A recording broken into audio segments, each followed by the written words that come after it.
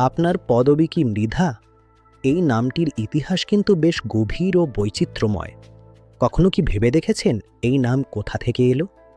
ঐতিহাসিকভাবে মৃধা কোনো একক রাজবংশ নয়, বরং এটি ছিল একটি গুরুত্বপূর্ণ প্রশাসনিক পদ বা সামরিক উপাধি। তারা ছিলেন জমিদারের অধীনে সশস্ত্র বাহিনীর প্রধান কমান্ডার, যারা সম্পত্তি রক্ষা এবং শৃঙ্খলা বজায় রাখার দায়িত্বে থাকতেন।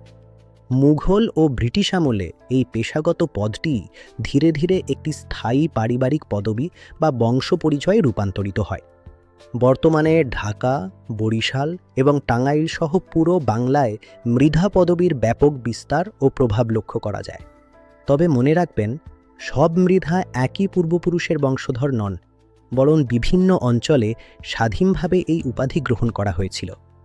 আপনার মৃধা পরিবারের আগে ইতিহাস জানতে পুরনো পারিবারিক দলিল বা নথিগুলো খুঁজে দেখতে পারেন। ভিডিওটি ভালো লাগলে লাইক ও সাবস্ক্রাইব করুন। আপনার জেলাটির নাম আমাদের কমেন্টে জানান। ধন্যবাদ। আপনার পদবী কি মৃধা?